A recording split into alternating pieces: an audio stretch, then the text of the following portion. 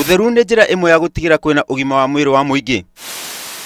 Gĩko kĩa maratathi na maĩ ma gĩko makoragwo marĩ kĩhumo kĩa mĩrimũ.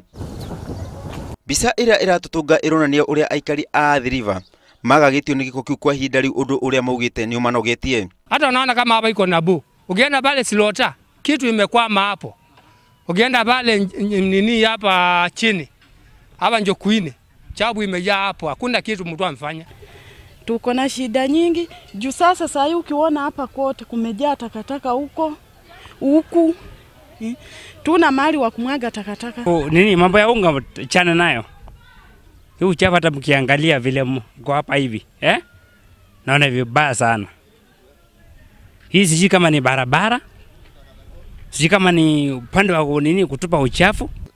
Hata hiyo hata si kitu ya kuongea. Hata ukiangalia tu na macho,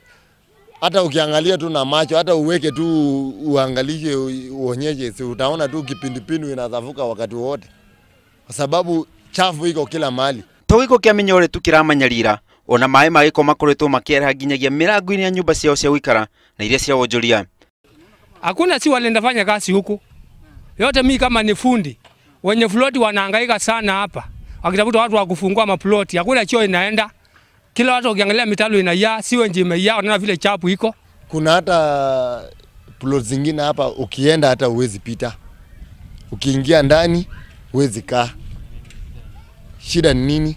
Nyumba mingi example kama Silota pale ni karibu na sisi, siweje zimepasuka, nasikia zinakimbia kwa milango za watu hapo sikipita. Sasa sijui kama tunaweza saidiwa hiyo side. Watu wengi nyumba zao zinatoka nini? Siweji inatembea tu kila mahali. Sasa tuko na watoto, mtoto anatoka huko mvua imenyesha, anaanza kuchezea kwa nini? Kwa maji. Sasa sijui tutafanya aje. Makaya momokite rĩrĩ, thirikari ĩna mũbango wa kũnina mĩnyore kwambĩrĩria mweri wa ĩnana mwaka ũyũ ĩrĩ ta njĩra ya kũgacĩrithia marĩa matũrigicĩirie. Ngiribota Inooro TV, njĩtagwo Simon Macharia wa Wangui.